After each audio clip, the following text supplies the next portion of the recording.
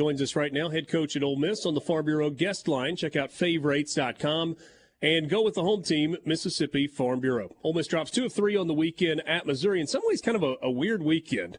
Thursday night, you probably could describe as the one that got away. Friday, game 2 of the series, no good. And then an absolute offensive explosion on Saturday, 20 runs on 18 hits. Coach, appreciate your time as always. I know in some ways probably a frustrating weekend, and then you get the game that you got on Saturday in the finale where you just ripped it all over the ball yard.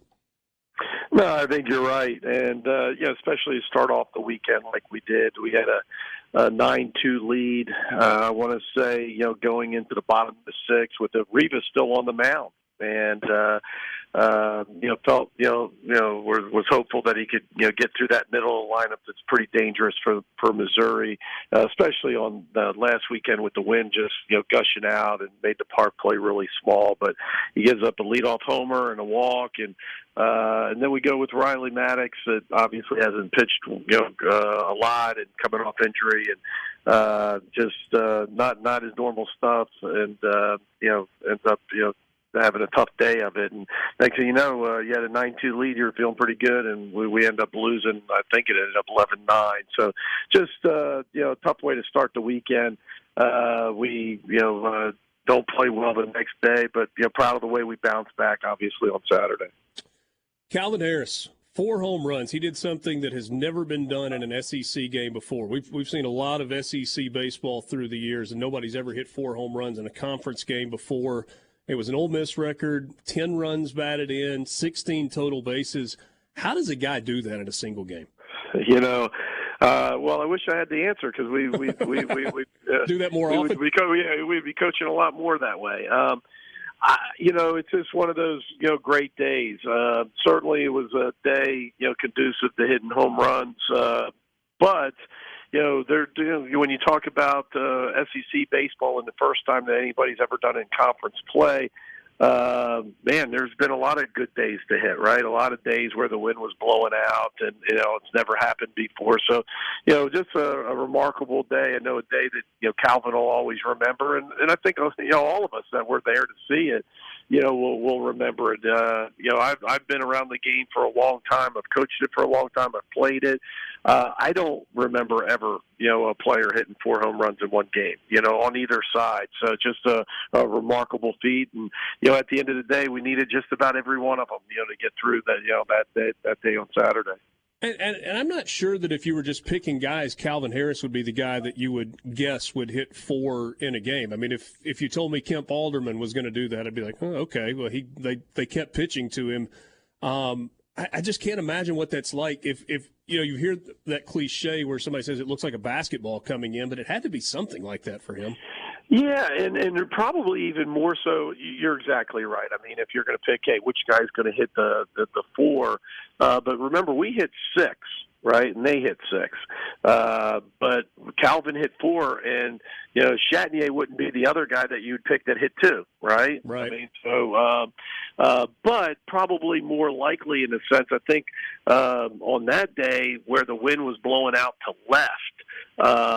Calvin hit, 2 balls to right field and, 2 balls to center field. So it wasn't – I mean, he got probably some help from the wind, but not like, some of those balls going out to left field. I mean, he was kind of working a little bit against the wind in some regard, especially the ones going to right field. What's going on with Peyton Chatinier? He seems to be swinging it better the last 2 or 3 weekends. Average has climbed up to 272. He's up to double-digit home runs. How has he made this turnaround? Because he had a stretch there where he really struggled. He really did, and really since we started conference play, because he got off to a really good start, if you remember, Richard. But then once we got to conference play, he really slowed down, like a handful of guys in the lineup. But him especially, a veteran and a guy that got off to such a great start. I really think it's just he's been on time more for the fastball. He's been able to pull more balls throughout the year. He's cut down his strikeouts. He's walked more than he ever has. Last year at this time, even though he finished the season really strong, I want to say last year through the same amount of games, I want to say he was hitting about 215. So now he's up to, like you said, over 270, already at double-digit hits, and so and again, we've needed a lot of those. So some of those home runs, has helped us the last few weeks with the 3 SEC victories.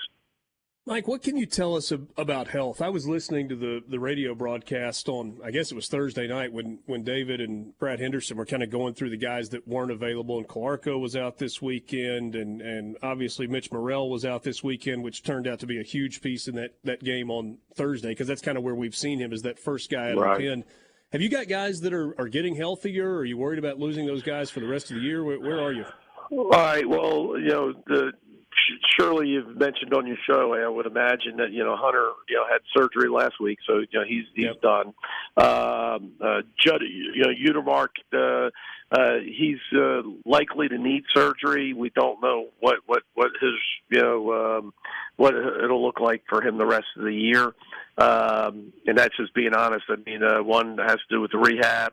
But it's a shoulder that's more than likely will have to be fixed, by surgery, not just rehab. But not sure what that looks like, through the regular season now. Mitch was not on the nor Utermark, but Mitch Morrell was not on the 27-man. We had to make a decision by Friday. By the time you turn your lineup in, and it can't switch from game to game. So once you turn it in, it's Thursday, I should say, on that first game, it stands the rest of the weekend, and just a lot of forearm tightness and. In a good area, not in that UCL area, but more on the top area of his forearm, so he wasn't able to pitch.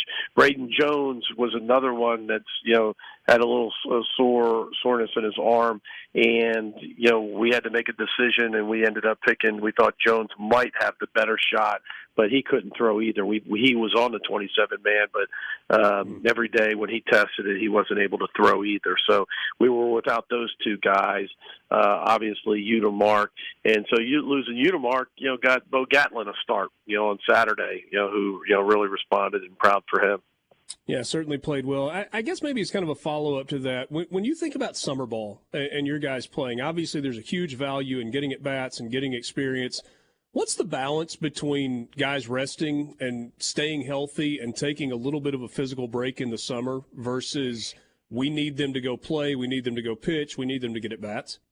It's a great question, and usually, from the pitching standpoint, it just goes down to innings and what we think their workload was in the springtime. So, if a guy was used a lot, pitched a lot, he's not going to go pitch in the summertime, unless it's something like Team USA or something like that, to where we feel where it's minimal innings and it's really one of those honors that you're going to remember the rest of your life. But to go pitch in a Cape or the Northwoods League, where you're going to log, and pitch, every week and log some innings. Usually that's going to happen to the guys that redshirted or had an injury and are coming back that didn't pitch, didn't have the workload during the year.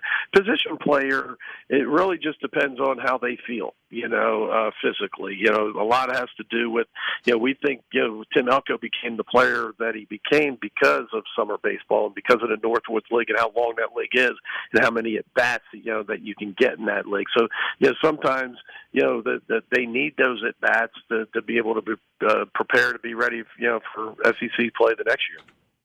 Last thing for you, Coach. 6 games left in the regular season, trying to fight your way into Hoover for the SEC tournament. Very little margin for error at this point. What's the mindset for your team going into these last 2 weeks?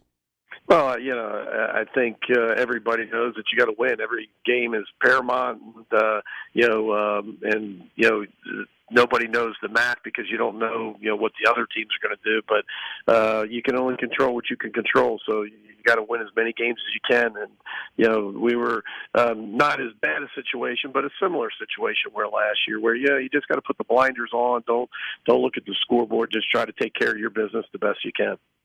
Mike, thanks as always for your time. Good catching up.